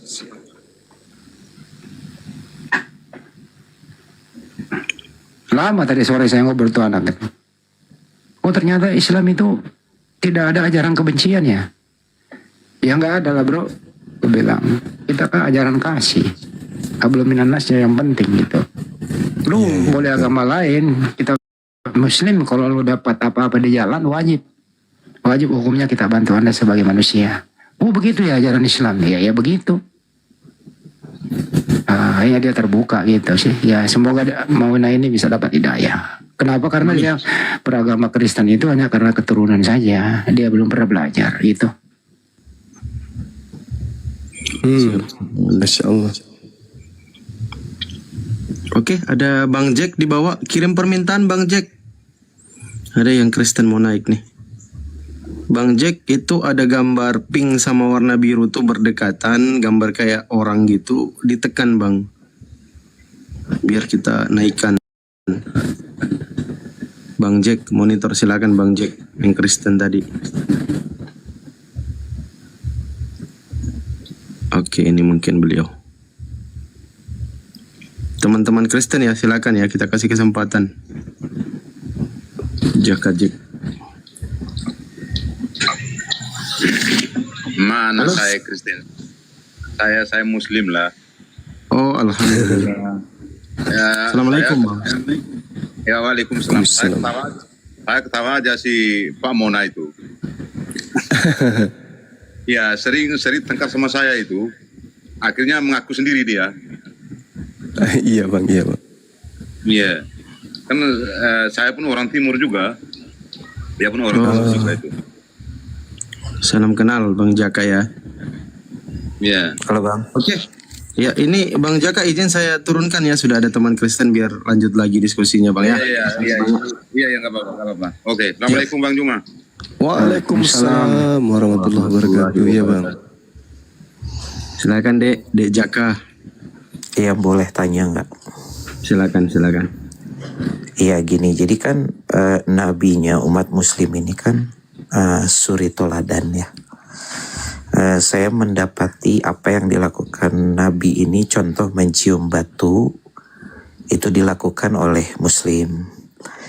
Namun nabi ini menikah lebih dari 9 atau 10 istri, kok tidak dilakukan? Nah, apa sih tolak ukurnya bahwa apa yang dilakukan akan diteladani, ada juga yang tidak diteladani, nah gitu. Dan selalu jawabannya adalah kekhususan. Nah, kalau ada kekhususan itu di mana ayatnya ya? Thank you.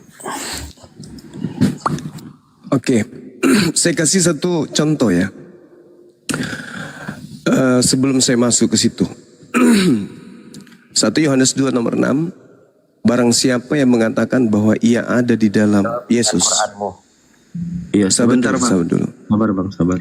Jangan emosi dulu. Jawab dengan Quran. Jangan emosi dulu. Saya lagi membahas Jangan emosi dulu. jangan Santai aja. diskusi itu Ya lagi udah. bahas Islam. Coba dulu biar dijawab. Nanti kalau udah selesai baru kau naik. Cocok bang. 1 Yohanes 2 nomor 6. Barang siapa yang mengatakan bahwa dirinya ada di dalam Yesus, maka dia wajib hidup sama seperti Kristus hidup.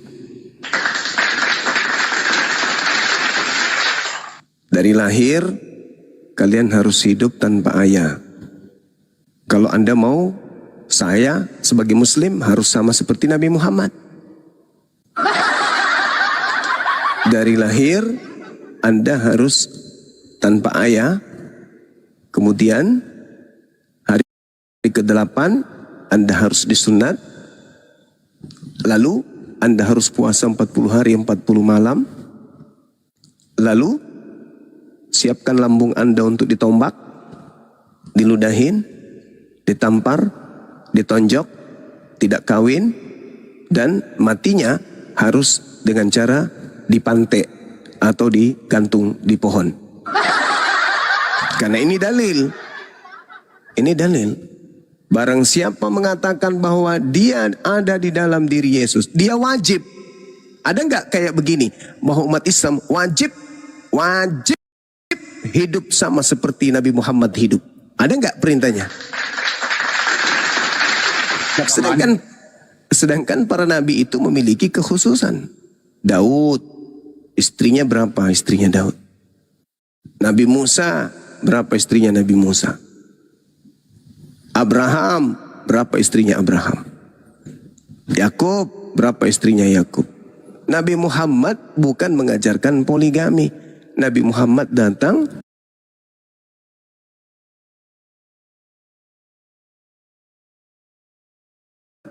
membatasi jumlah istri. Silakan. Oke, kalau mau naik lagi silakan Bang Jaka. Ini kenapa Kristen-Kristen kayak gini yang muncul ya? Dia bertanya, baru dia yang ngoceh. Nggak mau dengerin jawaban. Katanya Yosef itu. Aduh, Katolik, how. Ada Bang Amir nih, mungkin Kristen. Bang Amir, shalom. Selamat malam Bang Amir. Oke. Silakan teman-teman Kristen ya yang mau naik, kirim permintaan saja. Bang Jack tadi tuh mau naik tapi kok turun kembali. Jadi cuma nggak ada ya hadis Nabi mengatakan ya beristrilah kamu sebagaimana aku beristri. Enggak ada. Nggak ada kan? Nggak ada. Oh, kirain ada. Nggak ada. Beliau hanya mengatakan, jaminlah aku 6 perkara, maka aku akan jamin engkau surga. Itu Rasulullah mengatakan itu. Oke, Bang Sales, selamat malam. Cocok namanya. Iya, selamat malam. Ya, salam kenal Bang ya. Selamat malam Bang Juma. Malam juga saudara. Oh, gimana kabar Bang Juma? Baik, alhamdulillah. Baik, puji Tuhan ya. Siap.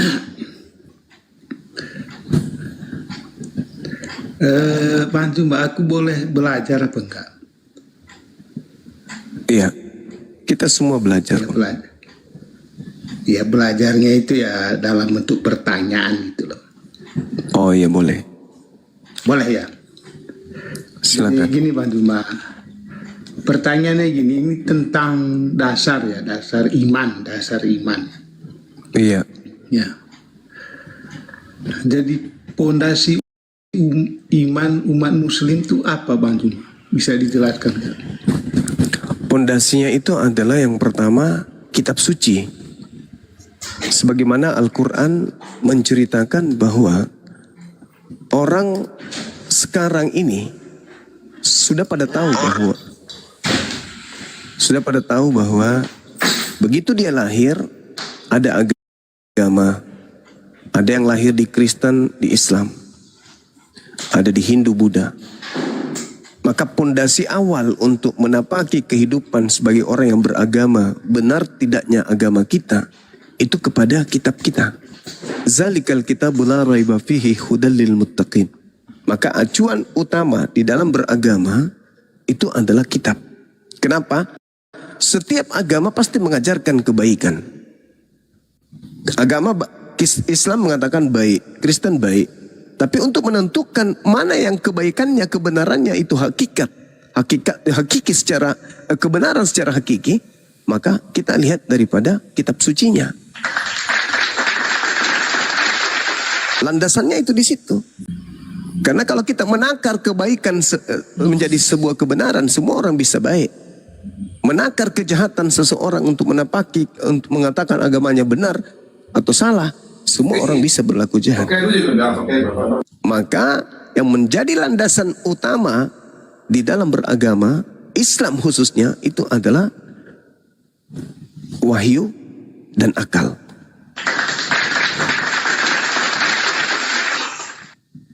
Dua pilar itu bang di Islam.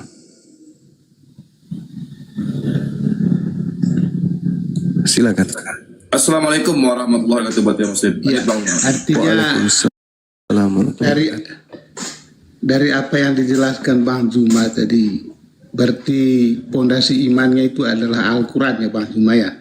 Iya, betul. Oke. Atau kitab suci lah ya. Oke Bang Juma. Di dalam Al-Quran itu kan ada disebutkan begini, ada 5 rukun Islam, ada 6 rukun iman. Iya. Apakah itu juga pondasi Bang Iman? Iya, Bang Juma? betul. Untuk menguatkan rukun iman, rukun Islam, maka senjatanya itu adalah kitab suci. Iya. Oke. Sekarang gini Bang Juma, saya mau tanya tentang 6 rukun iman Islam ya. Iya. Iya.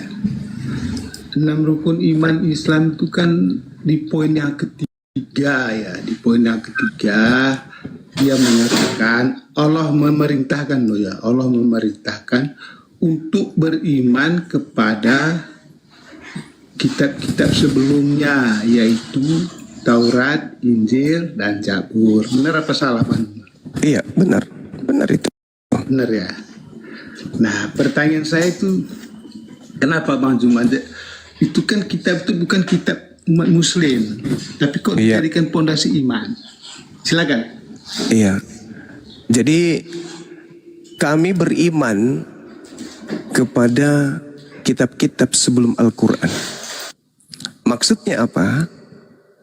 Maksudnya bahwa agama Islam itu bukan hanya diajarkan kepada kami umat Islam ini. Tapi ajaran Islam itu sudah pernah diajarkan kepada nabi-nabi terdahulu melalui sebuah kitab atau ketetapan yang diberikan kepada mereka. Di dalam Al-Quran itu betul. Surah An-Nisa ayat 166. Ya ayyuhalladzina amanu aminu billah wa rasuli wal kitabi. Betul itu. Nah, kami beriman bahwa Taurat pernah diwahyukan kepada Nabi Musa dan kaumnya Bani Israel. Begitu juga Zabur atau Mazmur diwahyukan kepada Nabi Daud. Injil diwahyukan kepada Nabi Isa alaihissalam. Kami beriman pada keadaan itu, bahwa kitab-kitab itu diwahyukan oleh Allah kepada kaumnya Bani Israel melalui rasul yang ditunjuk pada zamannya masing-masing. Nabi Musa, Nabi Daud, Nabi Isa. Terakhir diutus kemudian Al-Quranul Karim litubayyina linnas, untuk seluruh umat manusia. Sedangkan kitab-kitab yang tadi hanya dispesialiskan kepada Bani Israel, Bani Yakub doang. Itu. Kami beriman, kami percaya. Iman itu percaya. Kami percaya bahwa Bill Clinton itu adalah presiden, pernah jadi presiden di sebuah negara. Kami percaya, tetapi bukan presiden kami. Tapi kami percaya. Seperti itu saudara. Jadi kepercayaan kami itu tidak keliru. Kenapa? Karena Bill Clinton memang pernah menjadi seorang presiden. Itu semisal. Begitu saudara Salesio. Silakan. Mute, Bang. Oke, dia sudah dinyalakan ya. Jadi itu kan yang menjadi masalah itu Bang Juma, yang saya bingung gitu loh. Apa itu? Kenapa dijadikan pondasi iman gitu loh? Pondasi iman kami kan kitab suci Al-Quranul Karim yang menerangkan di dalamnya bahwa dulu pernah diwahyukan oleh Allah sebuah kitab ketetapan kepada kaum Bani Israel bernama Torah. Itu iman kami. Al-Quran yang menerangkan itu. Maka kami beriman kepada Al-Quran bahwasanya Al-Quran menceritakan Nabi Musa alaihissalam pernah menerima wahyu berupa kitab Torah. Gitu. Maksud saya itu dijadikan pondasi umat Islam gitu loh. Pondasi iman kami Quran, Bang. Lah iya, di dalam Al-Quran itu kan mengatakan di 6 rukun iman tadi kan toh. Iya, beriman kepada kitab. Taurat, Injil dan Zabur kan. Iya. Kepada siapa? Kepada siapa Torah itu diwahyukan? Wa katabna lahu fil alwah min kulli syai' mau'idatan wa tafsila li kulli syai' fa khuzha biquwa wa'mur qaumaka ya'khuzu bi ahsaniha sa'urikum daral fasiqin. Al-Quran menerangkan Allah pernah menuliskan sebuah kitab kepada Musa bernama Torah. Dan Allah memerintahkan kepada Musa untuk berpegang teguh kepada Torah. Dan juga Nabi Musa diminta oleh Allah untuk memerintahkan umatnya berpegang teguh sebaik-baiknya kepada kitab Torah. Itu iman kami. Tidak seperti Anda, itu kitabnya orang Yahudi, Anda ambil terjemahannya lantas Anda dirikan sebuah agama dengan menggunakan kitab itu. Padahal itu bukan untuk Anda, itu untuk kaumnya Bani Israel. Itu iman kami, Bang. Iya, artinya gini loh Bang Juma, mungkin ini saya bertanya ya karena bingung ya. Jadi kata pondasi itu menurut Bang Juma itu apa sih? Pondasi itu adalah landasan pertama. Landasan pertama kokohnya sebuah bangunan. Kokohnya sebuah iman kepercayaan. Dan kisi-kisi di antaranya adalah beriman kepada para malaikat, beriman kepada Allah, beriman kepada malaikat, beriman kepada kitab suci. Ya, artinya tanpa ada pondasi kan suatu gedung itu tidak bisa didirikan tuh. Betul sekali. Betul. Nah, kalau dalam iman tanpa pondasi, apakah iman itu bisa berdiri? Oh, itu bukan iman, Bang. Itu percaya doang. Hah? Beda percaya, beda yakin, beda teguh hati dengan iman. Iman itu level tertinggi. Kan di dalam 6 rukun iman itu kan Allah mengatakan beriman kepada Taurat, Injil dan Zabur. Iya. Iya. Betul, iya. Kenapa? Lah, kami harus beriman, kami harus percaya kepada Zabur. Bahwa kitab Zabur, kitab kitab Torah, kitab Injil, itu adalah kitab yang diwahyukan kepada kaum terdahulu sebelum Islam itu datang secara sempurna. Oke. Dalam 6 rukun iman itu kan dia mengatakan beriman kepada Taurat ini. Karena pertanyaan saya, implementasinya apa Bang Juma? Implementasinya bahwa ketika kemudian Torah itu datang di tengah-tengah kaumnya Bani Israel, mereka kemudian menolak kebenaran yang muncul di dalamnya. Mereka tegar tengkuk terhadap ajaran Tuhan yang datang di tengah-tengah mereka melalui kitab suci yang dibawa oleh para nabi kepada mereka. Sehingga mereka dikenal sebagai umat yang dimurkai. Maksud saya itu implementasi dari umat muslim untuk beriman pada Taurat, Injil dan Zabur itu apa? Implementasinya ajakan kemudian kepada penganut Torah untuk masuk ke Islam. Ya ahlal kitab qad ja'akum rasuluna yubayyinu lakum katsiran mimma kuntum tukhfuna minal kitab wa ya'funa an katsir. Wahai ahli kitab yang dulu pernah diwahyukan kepada kalian, kepada nenek moyang kalian, Torah, Zabur, Injil. Sungguh nabiku Nabi Muhammad telah datang kepadamu untuk menjelaskan banyak dari isi kitab-kitab itu, kitab suci yang ada padamu, yang kalian sembunyikan, dan membiarkan sebagiannya lagi untuk tidak dijelaskan pula. Sungguh telah datang kepadamu cahaya dari Allah, yaitu Nabi Muhammad, dan kitab suci yang jelas, yaitu Al-Quran. Maka diajak orang-orang Yahudi ini, yang tadinya diberi kitab, karena mereka kemudian tidak menjalankan perintah kitab itu, diajak kemudian masuk ke Islam. Begitu. Terus bagaimana pelaksanaan ajarannya gimana Bang Juma? Maksudnya ya Islam. Tak ada lagi kemudian ahli kitab, tak ada lagi kemudian penjabaran tadi Torah. kan sudah beriman kepada Taurat, Injil dan Zabur. Ya. Lah implementasi kata beriman. Izin Gurunda, mungkin gini maksud dia. Kenapa Islam itu tidak mengikuti syariat Taurat, Zabur dan Injil? Gitu mungkin Bang Zuma, silakan Gurunda. Lah, kami tidak mengikuti karena Torah itu hanya Bani Israel yang punya. Kami bukan serigala yang nyamar domba. Itu perintah Tuhan yang datang kepada kaumnya Israel. Bukan kepada kami, bukan kepada Kenapa Kristen. dijadikan pondasi, Bang Juma?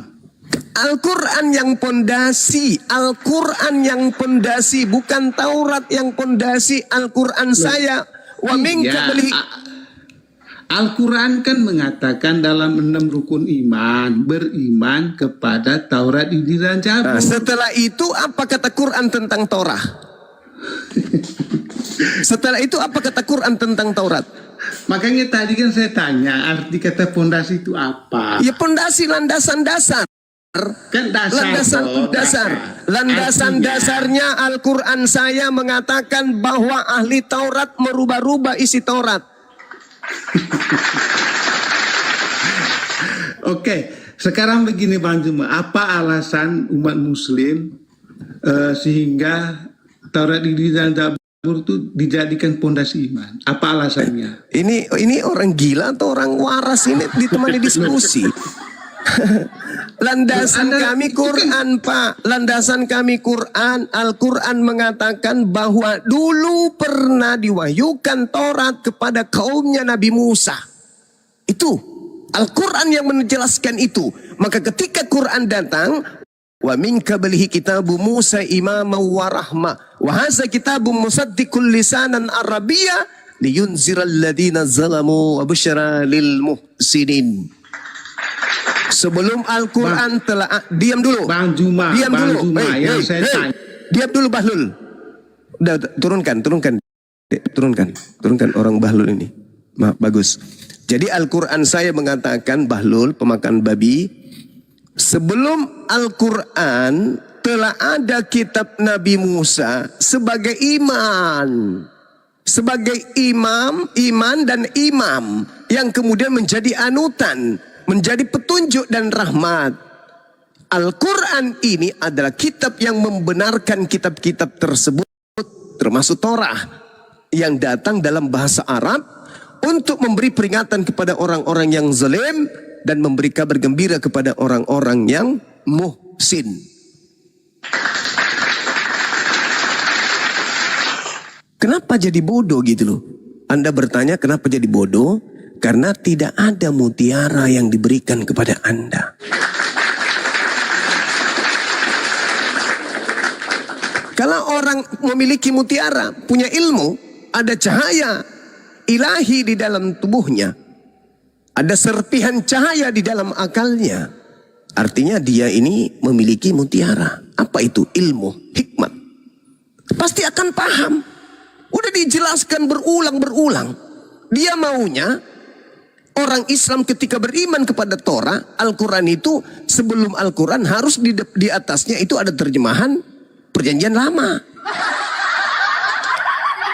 Tanggapannya dia begitu. Kenapa? Karena dia tidak memiliki mutiara. Jadi bodoh, bahlul, tolol, tuyul, dongo.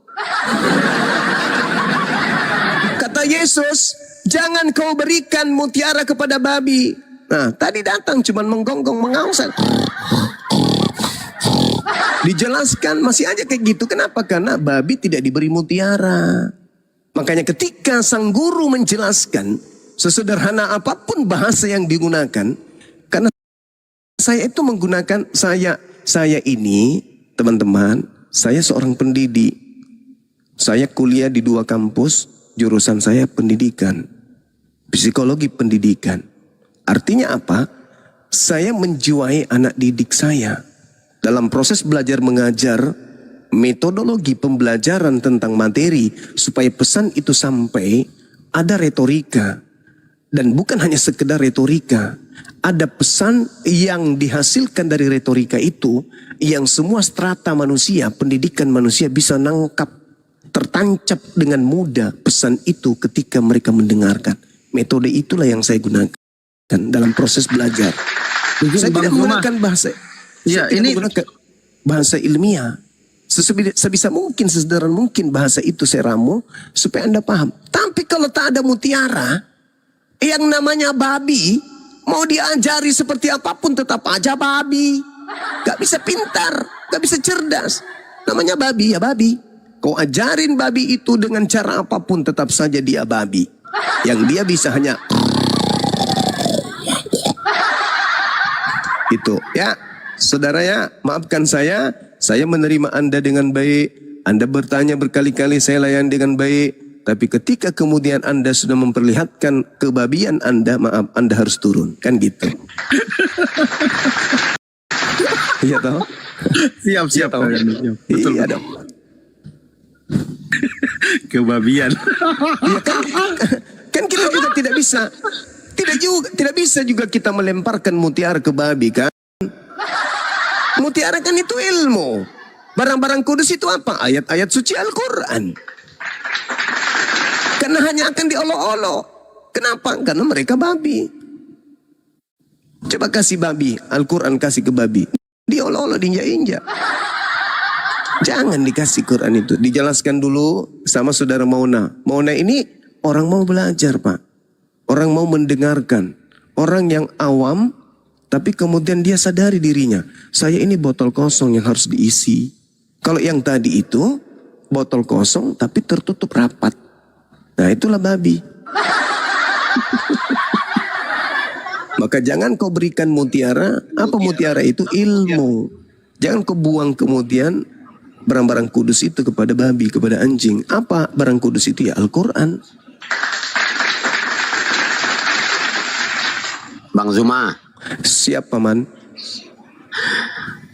kalau keimanan kalian Nabi Isa kan? Ya.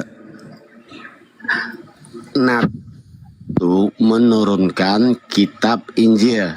Berarti sama dengan Yesus ya Bang Zuma? Ceritanya gini. Aktor yang benar, nabi yang benar itu Isa, Yesua. Tapi kemudian ada sekelompok manusia yang mengambil pengajaran-pengajaran lalu menyusunnya pengajaran itu karena dia ingin memberitakan berita itu kepada orang Yunani dan Romawi yang menggunakan bahasa Greek koine. Maka mereka menggunakan nama-nama orang Yunan. Maka disebutlah Yesus. Pemberitaan yang dihasilkan dari kesaksian-kesaksian orang menceritakan si Yesus ini konon menceritakan, mengajarkan Injil. Nah, pemberitaan kepada Nabi Muhammad dari langit, Nabi Isa memang betul-betul mengajarkan Injil.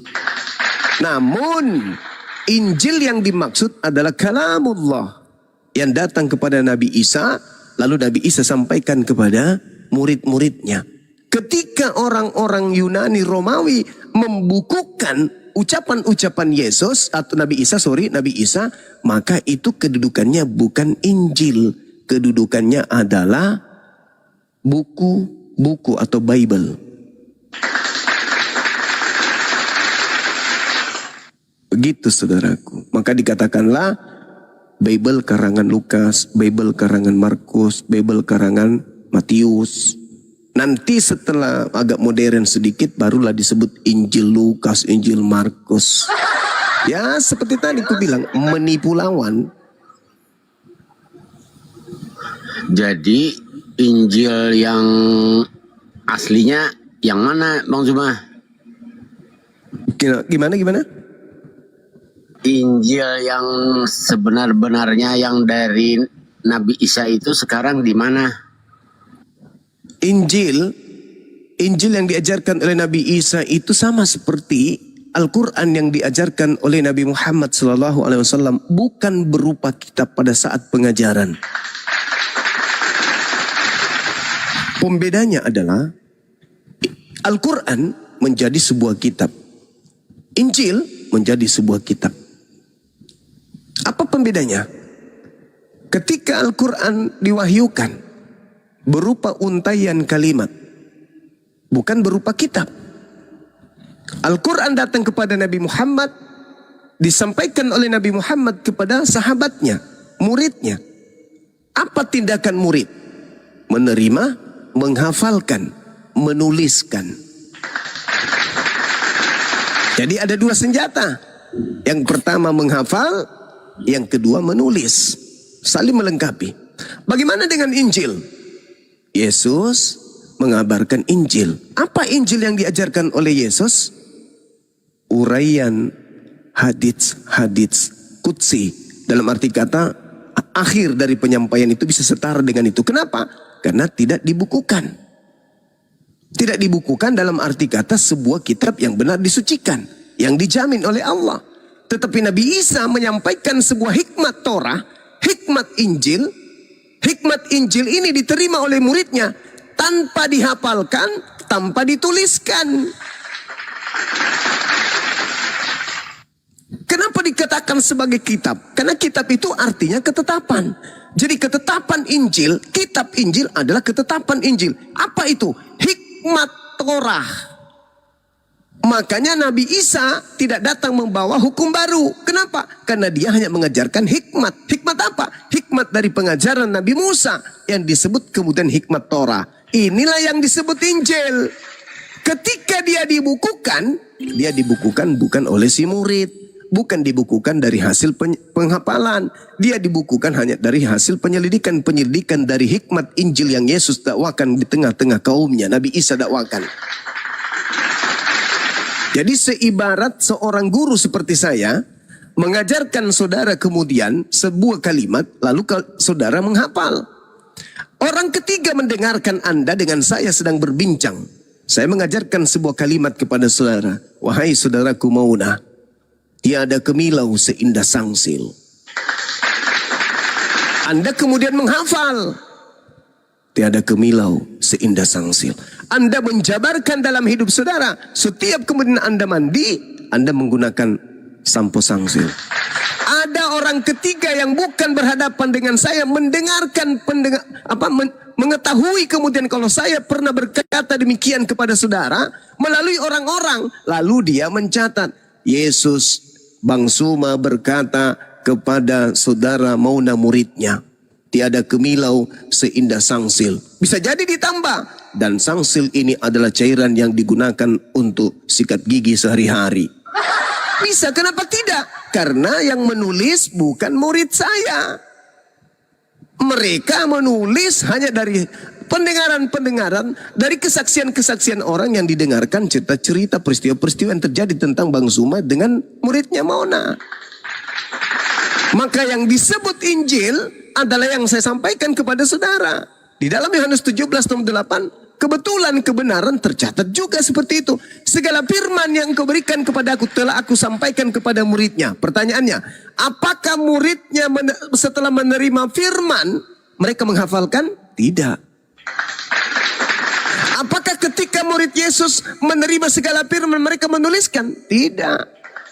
Berarti mereka hanya mendengarkan, setelah itu lepas begitu saja. Oleh karena itulah memang murid Yesus itu cuma sedikit. Man ansari ilallah, nahnu ansarullah, cuma itu doang. Setelah itu tak ada lagi. Kenapa? Karena tak ada unsur sanad, unsur ijazah di dalam pengajaran Injil Nabi Isa kepada kaumnya Bani Israel. Tidak sama seperti Quran. Memang betul-betul dihafal, memang betul-betul dituliskan. Kenapa? Nahnu nazzalna zikra wa nahnu lahu lahafizun. Kamilah yang mewahyukan Al-Quran, kami juga yang menjaga. Ada nggak jaminan Torah dan Injil ini dijaga? Nggak ada. Dari jaminan Tuhan itu nggak ada. Maka Nabi Isa mengajarkan pengajaran muridnya mendengarkan dan merealisasikan. Titik. Selesai, hanya sampai di situ. Siapa yang membukukan? Nah, ini saudara dari tadi sibuk. Kenapa ya?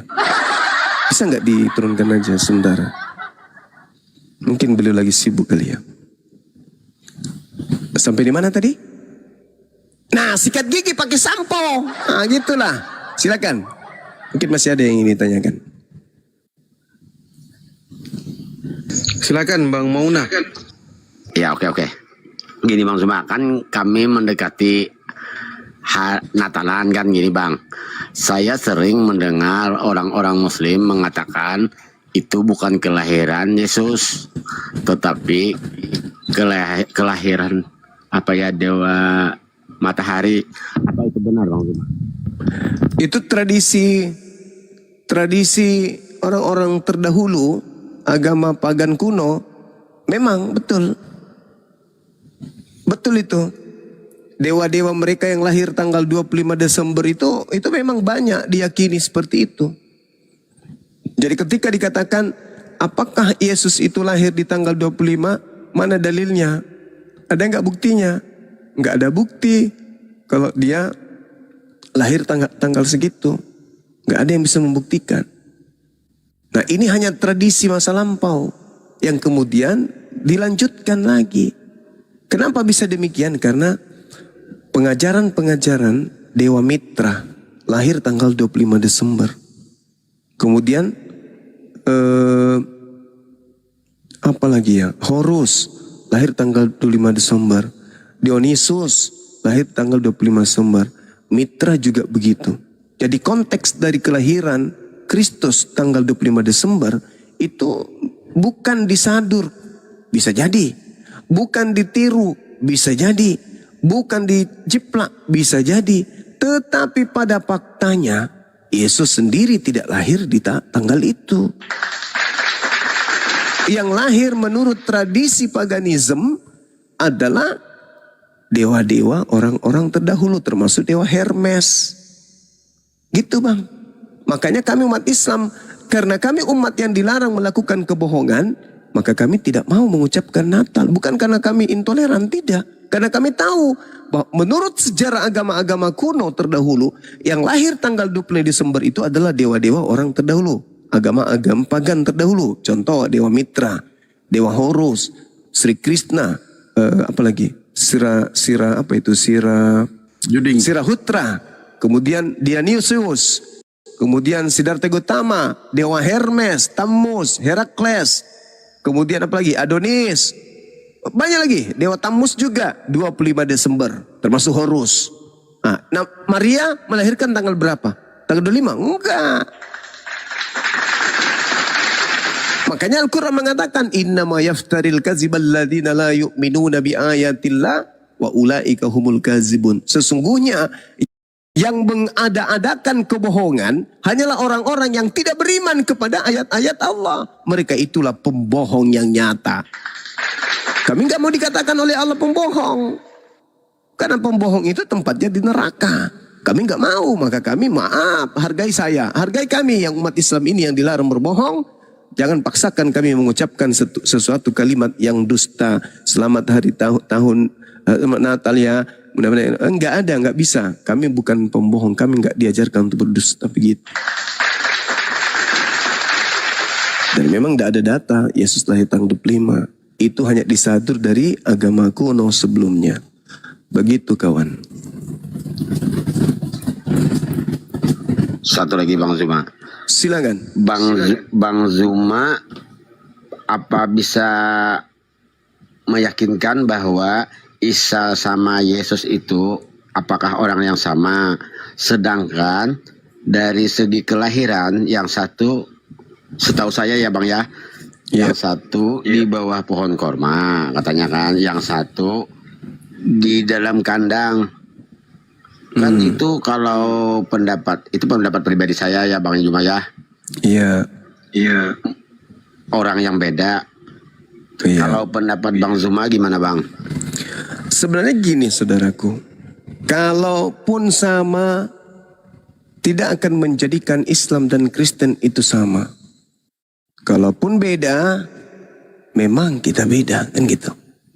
Artinya bahwa ketika berbicara mengenai oknum yang lahir di tengah kaum Bani Israel, oknum ini lahir tanpa ayah. Kami menyebutnya Isa. Saudara Kristen menyebutnya Yesus. Oke. Beda. Sekarang permasalahannya, ketika dia beda, apakah Islam gugur dan menjadi Kristen itu benar? Tidak juga, kan? Harusnya yang dipermasalahkan di sini bukan Islam dan Kristennya, tetapi yang dipermasalahkan di sini bukan Isa dan Yesus, tapi yang dipermasalahkan adalah Yesus orang Yahudi dan Kristus Tuhannya Kristen. Karena Yesus adalah manusia, sedangkan yang disembah oleh Kristen bukan manusia. Dua Yesus yang berbeda. Kalau Nabi Isa dan Yesus berbeda, silakan aja.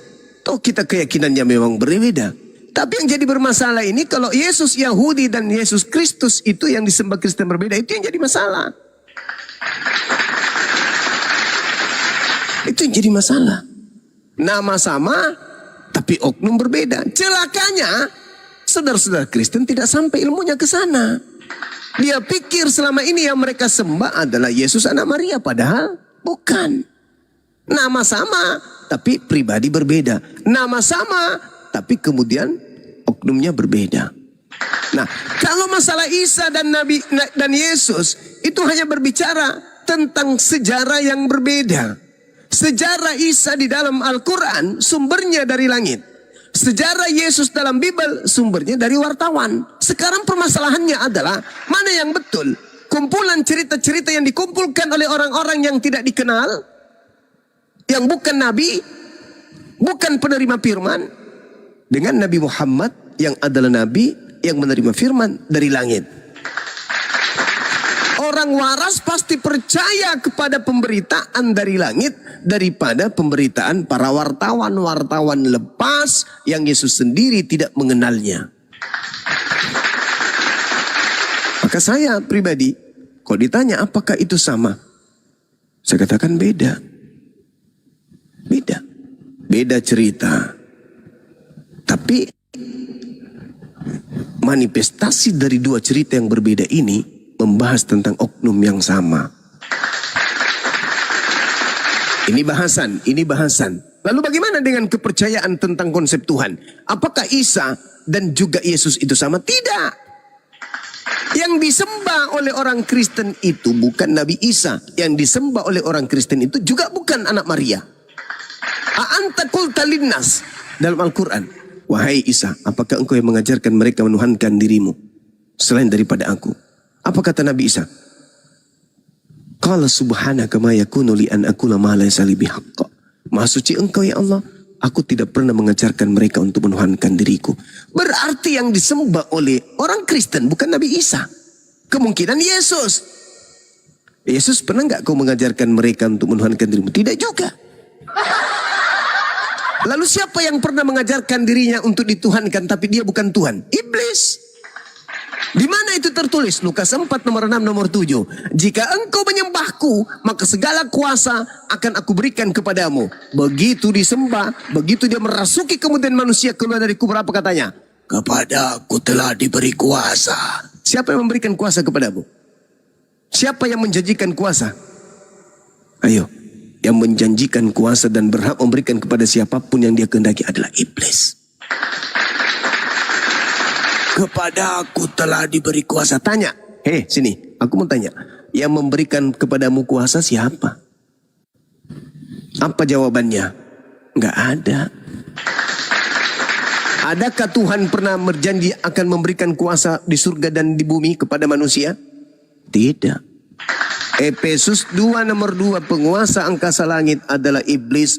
Yohanes 12 nomor 31, penguasa bumi adalah iblis. Berarti yang mengatakan aku berkuasa baik di angkasa langit atau di surga atau di bumi itu siapa? Sibilisisis. Adakah Yesus pernah mengaku itu? Tidak. Apakah Yesus pernah menerima kuasa itu? Tidak. Lalu siapa yang mengatakan kepada aku telah diberi kuasa? Penggantinya Isa alaihi salam. Begitu saudaraku. Jadi kalau saya ditanya beda. Jadi bang, siapa yang penggantinya itu siapa bang? Yang pendapat abang yang disalib itu bang? Yang disalib itu orang yang dikutuk. Iya benar kan, itu ada datanya yang orang yang. Tapi siapa itu bang orangnya bang? Ulangan 27 nomor 25. Terkutuklah orang yang menerima suap untuk menyerahkan orang benar agar dibunuh. Menurut saudara Mauna itu siapa? Yang menerima suap dan menyerahkan orang benar untuk dibunuh. Itu siapa? Kalau ini pendapat saya pribadi ya bang. Ya. Kalau yang terkutuk, yang dikutuk itu Yudas bang. Yudas. Iya. Itu pendapat saya ya bang. Itu juga pendapat saya. Karena dalam Al-Quran surah Al-Ma'idah ayat 33, yang disalib adalah orang yang membenci Nabi Isa. Orang yang memusuhi Nabi Isa. Itu yang disalib.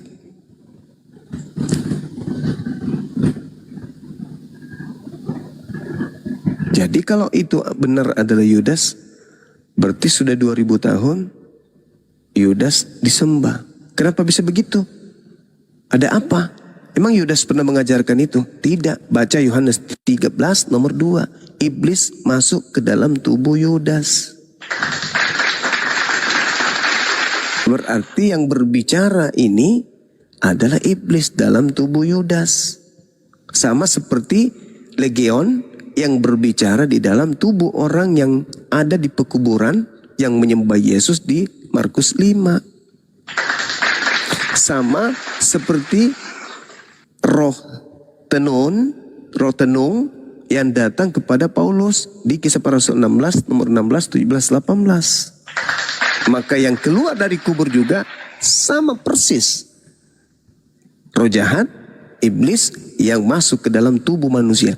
Dan itu pernah Yesus uraikan. Di mana Yesus menguraikannya? Di dalam Matius 12 nomor 43 sampai 45.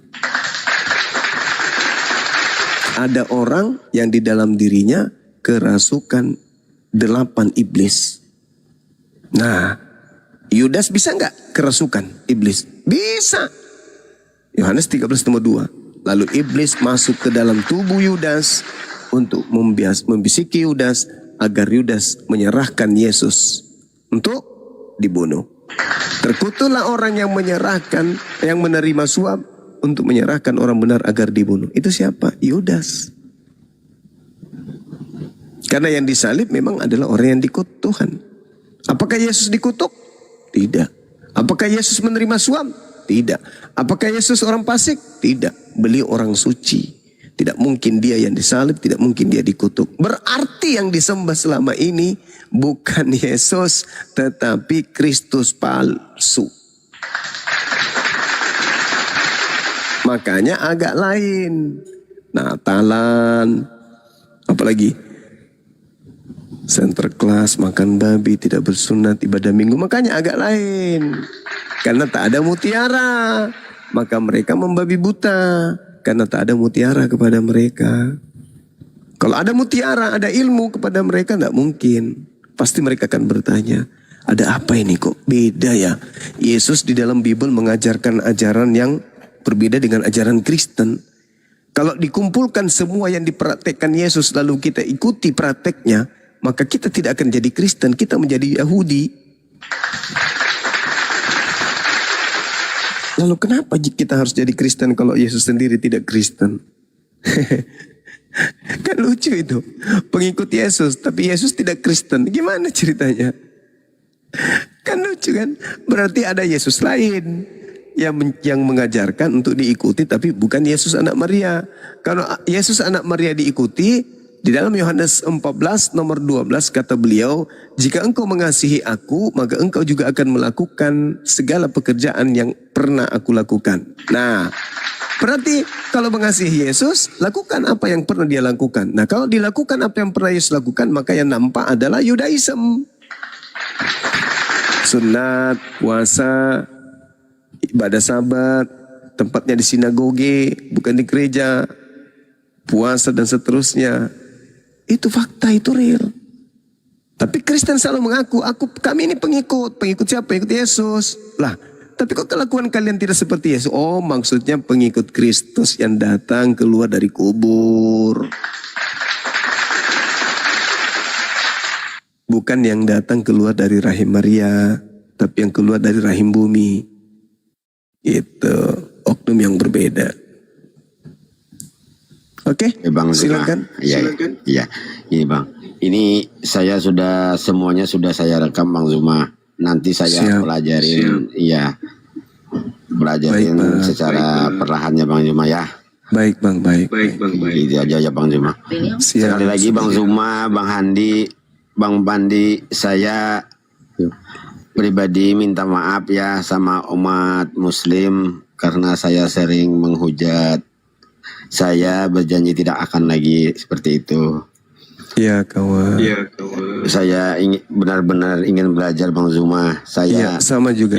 Aku juga mau belajar. Iya. Sama-sama kita Bang belajar. Zuma. Saya juga minta Iya, Bang maaf Zuma. ya. Ya, makasih ya Bang Zuma ya. Sama-sama bang. Ya, Bang Handi ini cerdas juga Bang Zuma. Betul. Sama, iya. Masya Tapi Bang Allah. Zuma emang kalau masalah hebat, jujur Bang Zuma hebat. Siap. Makasih. Ya, makasih ya Bang Zuma ya. Sama-sama. Selamat malam. Malam.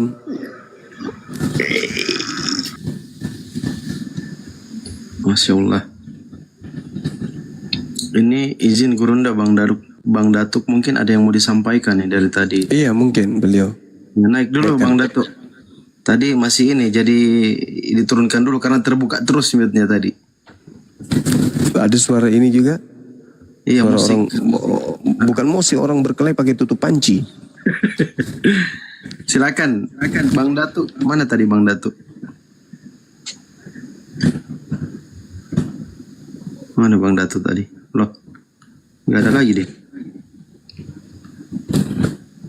Ya udah kita lanjut sambil tunggu Bang Datuk. Mungkin ada yang mau disampaikan. Kita naikkan teman-teman Kristen yang lain ya.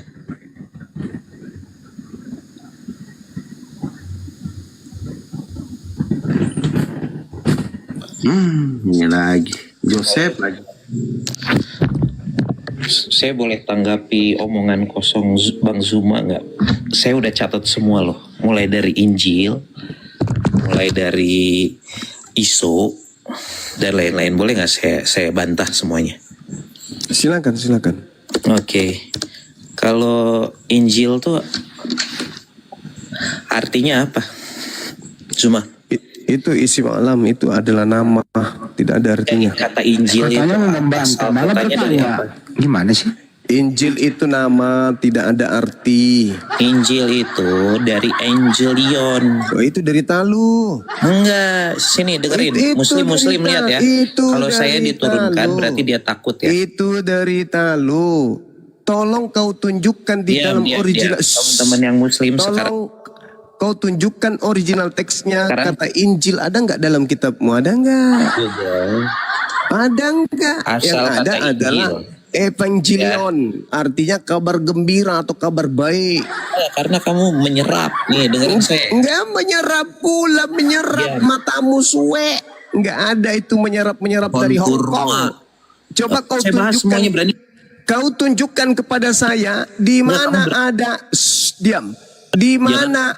Dengar. Kau tunjukkan kepada saya di mana ada Bible dalam bahasa Arab pada abad ke-7 di Arab. Tunjukkan kepada saya.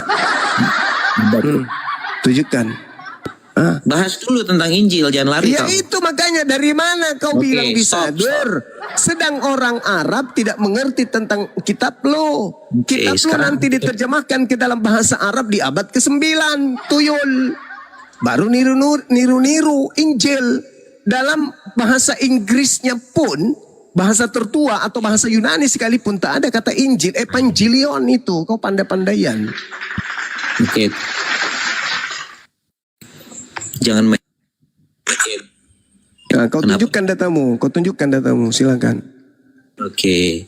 Setelah saya tanya kata Injil, Injil. Kata Apa arti kata Injil. Yesus? Ayo. Injil, apa arti kata Injil? Semua kau ingin artikan. Ini apa arti kata ini? Apa kata ini? Apa arti kata ini? Emang kitab terjemahan Al-Quran itu?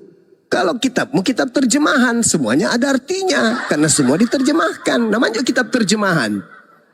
Pandai-pandaian kau, kitabmu itu nanti ada dalam bahasa Arab itu di abad ke-9, tuyul. Oh, so paten. Niru Islam, ngaku-ngaku dia yang ditiru. Pret. Kata Injil jelas-jelas evangelion. Evangelion. Jadi Injil. Diminta data, ini dong ada datanya bang. Apa itu? Abad pertama, apa di abad pertama? Evangelion, ya bukan Injil itu. Kabar gembira itu. Kaisar Agustus. Karena mutiara tidak dilempar kepada. Betul sekali. Kenapa bisa seperti sebodoh itu? Karena tidak ada mutiara diberikan kepada babi. Injil itu bahasa Yunani apa bahasa Arab ya? Bahasa Arab dong. Loh kenapa diambil Iya karena oleh itu mereka? karena kata Dinda Fandi karena tidak diberikan mutiara sama dia oleh Yesus. Karena dia dianggap babi. Kata Yesus nih, jangan kau melemparkan mutiara kepada babi. Apa itu mutiara? Ilmu pengetahuan. Mutiara itu kitab suci. Ada nggak kitab sucinya orang Kristen? Ada bang. Mana? Buku yang dianggap suci. Oh beda. Beda kitab suci dengan buku yang dianggap suci. Kalau kitab suci itu dari sumber tidak pernah berubah sampai hari ini. Itu kitab suci. Kalau kitab yang direvisi, koreksi, tambal sulam itu bukan kitab suci. Tapi kitab yang dianggap suci. Beda itu.